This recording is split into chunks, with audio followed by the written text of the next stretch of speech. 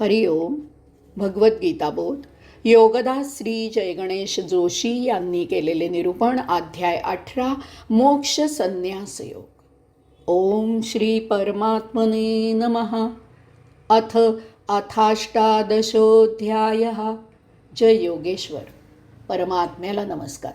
अध्याय 18 श्लोक क्रमांक 68. यैमं परमं गुह्यं मद्भक्तेष्वभिधास्यति भक्तिं मयि परां कृत्वा मामे वैश्यत्य संशयः. यालाच जोडून पुढचा श्लोक क्रमांक 69. न च तस्मान् मनुष्येषु कश्चिन्मे प्रियकृत्तमा भविता न च मे तस्मात् अन्यः प्रियतरो भुवि. माझ्यावरील परम भावभक्तीने जो हे परमगुह्य असे ज्ञान माझ्या भक्तांना सांगेल तो निःसंशय मलाच येऊन प्राप्त होईल. त्याच्यासारखा मनुष्य लोकात माझे प्रिय काम करणारा कोणीही नाही. तसेच भविष्य काळात या भूमंडळावर त्याच्या इतका मला प्रिय असणारा अन्य कोणीही असणार नाही. श्लोक क्रमांक 67 मध्ये 4 प्रकारच्या लोकांना हे परमगुह्य असे ज्ञान सांगू नये असे भगवंत श्रींनी बजावले आहे. याचाच अर्थ हे ज्ञान हे 4 लोक सोडल्यास बाकीच्यांना मिळावे हे ओघाने आलेच. हीच गोष्ट स्पष्ट करण्यासाठी हे 2 श्लोक भगवंत श्रींनी सांगितले आहेत. भगवंत श्रींनी येथे अर्जुनाला जे हे परमगुह्य ज्ञान प्रदान केले आहे ते इतरांनाही उपयुक्त व्हावे अशी इच्छा त्यांनी व्यक्त केलेली आहे. ज्ञान झाकून न ठेवता ते सर्वांना मोकळे व्हावे, त्याचा जनसामान्यांना उपयोग व्हावा अशीच भगवंत श्रींची इच्छा आहे. अर्जुनाच्या निमित्ताने आणि अर्जुनाच्या माध्यमातून पूर्वी सांगितलेले परंतु आता मानवाकडून विस्मृतीत गेलेले ज्ञान पुन्हा मानवाला ज्ञात करून देणे हा त्यांच्या अवतार कार्याचा एक भाग आहे. त्याचीच पूर्तता येथे होत आहे. या परमगुह्य अशा ज्ञानाचा प्रचार व्हावा यासाठी भगवंत श्रींनी येथे 6 गोष्टी सांगितल्या आहेत. माझ्यावरील परमभाव भक्तीने. भगवद्गीतेवर प्रवचने देणाऱ्यांसाठी भगवद्गीतेतील ज्ञानाचा आणि विचारांचा प्रचार करण्यासाठी भगवंत श्रींनी येथे 3 फार महत्त्वाच्या सूचना केलेल्या आहेत. या सूचनांचे जे पालन करतील तेच पुढील 3 गोष्टींसाठी पात्र असतील. उठसूट कुणी याला हात घालू नये. जो कोणी भगवद्गीतेवर व्याख्यान देईल तो स्वतः माझा भक्त असला पाहिजे. केवळ ज्ञान जिज्ञासा, बौद्धिक क्षमता,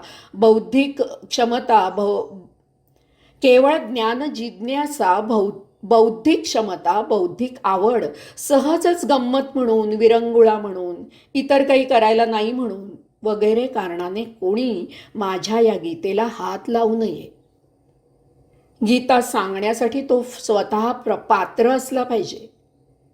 त्याची माझ्यावर परम भावभक्ती असायला पाहिजे. त्याची गीतेवर श्रद्धा असायला पाहिजे. गीता ही त्यातील ज्ञानाचा, विचारांचा प्रचार करण्यासाठी तळमळीने सांगितली पाहिजे. केवळ गल्लाभरू आणि पोटभरू साधन म्हणून त्याचा उपयोग करू नये. गीता सांगण्यामागे एक विशिष्ट हेतू असला पाहिजे. वादविवाद घालायला, आपली विद्वत्ता सिद्ध करायला गीतेचा उपयोग करू नये. समाजाला, सर्वसामान्य जनांना यातील ज्ञानाचा उपयोग व्हावा अशी त्यामागे कळकळ असायला पाहिजे.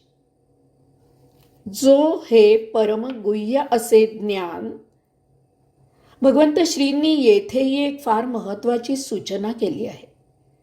गीता त्यातील ज्ञान ग्रहण करण्यासाठी, त्यातील विचार समजण्यासाठी, त्यातील विचारांचा आचार होण्यासाठी सांगावे.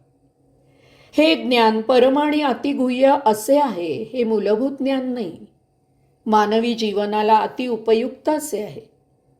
मानवाने येथील सृष्टीलीला कशी उपभोगावी हे विशद करणारे आहे. माझ्याच अंशात्मक आत्म्याने देह धारण केल्यावर कसे आचरण ठेवावे ते सांगणारी आहे. ते मुद्दामच सहज सोप्या भाषेत सांगितलेले नाही. यामागे ते कोणी येऱ्या गबाळ्याने सांगू नये, त्याचा विपर्यास करू नये, त्याचा चुकीचा अर्थ शिकवू नये असा हेतू आहे. त्यामुळे ते जरा संक्षिप्त आणि गूढ भाषेत सांगितले आहे. त्याची उकल करून सांगावी लागते, तरच त्याचा शुद्ध अर्थ ज्ञात होतो. यास्तव अधिकारी व्यक्तीच ते सांगू शकतील. हे गीता ऐकणाऱ्यांनीही लक्षात घ्यावे. हे परमगुह्य असे ज्ञान आहे. तेव्हा गीता केवळ पाठ करून उपयोग नाही. हे केवळ स्मरणशक्ती वाढवायचे किंवा जिभेला वळण द्यायचे साधन नाही. गीता पाठ करता करता हळूहळू त्याची आवड निर्माण होऊन त्यातील अर्थ समजून घ्यावा आणि त्याप्रमाणे त्यातील विचारांचे प्रत्यक्ष आपल्या जीवनात आचरण करावे. हे गीता शिकवणाऱ्यांनी, सांगणाऱ्यांनी, त्यावर व्याख्याने देणाऱ्यांनी आवर्जून लक्षात घ्यावे. जनमानसात गीतेच्या विचारांचा प्रचार आणि प्रसार व्हावा यासाठी झटावे. माझ्या भक्तांना सांगेल. गीता कुणाला सांगावी याची सूचना भगवंत श्रींनी केलेली आहे. केवळ पात्र व्यक्तींनाच गीता कथन करावी, अपात्रांना ती सांगू नये. गीता सांगणारा जसा माझा भक्त असावा तसेच गीता ऐकणाराही माझा भक्त असावा. निश्चितच तो अभक्त नसावा, परंतु तो भक्त नसल्यास गीता ऐकून तो माझा भक्त व्हावा असा गीता सांगणाऱ्यांचा प्रयत्न असावा. माझी भावभक्ती वृद्धिंगत होईल असा प्रयत्न करण्यासाठी गीता सांगितली जावी. गीतेच्या प्रचाराने भावभक्ती जोपासली जावी. यासाठी गीता सांगणाऱ्यांनी एक फार चांगला संकेत पाळावा. हा संकेत श्री ज्ञानेश्वर माऊलींकडून शिकावा. काही जणांनी, त्यांच्या गुरूंनी, निवृत्तीनाथांनी विनंती केली आणि श्री माऊली ज्ञानेश्वरी सांगू लागले आणि मग इतर लोक त्यांच्या सभोवती ज्ञानेश्वरी ऐकायला जमले. अशामुळे एक आध्यात्मिक वातावरण आपोआप तयार होते. तेथे भावभक्ती रुजते. नसते लोक तिकडे फिरकत नाहीत. तेथील पावित्र्य बिघडत नाही. यास्तव गीतेवर व्यावहारिक स्वरूपाची व्याख्याने आयोजित करू नयेत. प्रवचनांचा बाजार भरवू नये. अशा बाजारात प्रवचनकार इकडे प्रवचन देत असतो आणि त्याचे आयोजक तिकडे राजकारणाची नाहीतर अर्थकारणाची गणिते सोडवत असतात. अनेक कार्यक्रमांचा एक भाग म्हणून गीतेवर व्याख्याने आयोजित करू नयेत. प्रत्येक वेळी आपण गीता आपल्यासाठी म्हणून स्वतःलाच ऐकवावी आणि त्यावेळी ती इतरांनी ऐकावी. म्हणजे सांगणाऱ्याला अहंकार, अहमन्यता निर्माण होणार नाही. किती लोक गीता ऐकायला आले आहेत, आपल्याला यात आर्थिक प्राप्ती किती आहे याकडे त्याचे लक्ष लागणार नाही. कारण तो स्वतःसाठीच गीता सांगत आहे. त्याचा फायदा इतरांना आपोआप होत आहे. या योगे गीता सांगण्यातील अध्यात्म जोपासावे. त्या योगे भावभक्ती रुजवावी आणि ती वृद्धिंगत व्हावी. तो निसंशय मलाच येऊन प्राप्त होईल. अगदी स्वाभाविक घडणारी गोष्ट आहे. भगवंत श्री याची ग्वाही देत आहेत. साधकाला ते याबद्दल संशय घेऊ नको असे सांगत आहेत.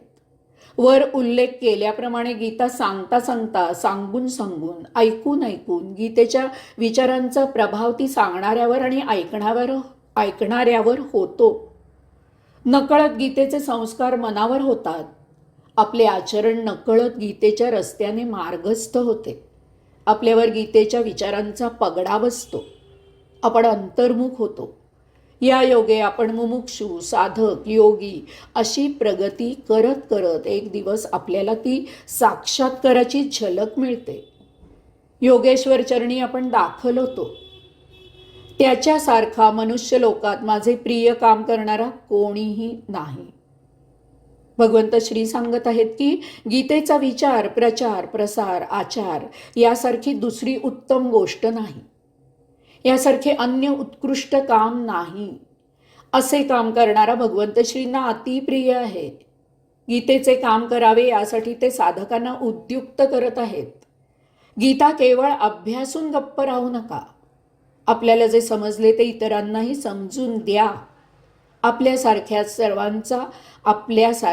सर्वांचा फायदा होऊ द्या.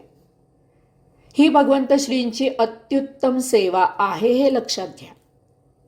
गीतेचा विचार सर्वत्र दूरवर पसरावा. गीतेचा महिमा गा आणि तो सर्वांना ऐकवा. इतर कसलीही काळजी करू नका. तुम्ही तुमचे काम करा. हे तुमचे काम म्हणजे माझे काम आहे. तुम्ही माझेच काम करत आहात.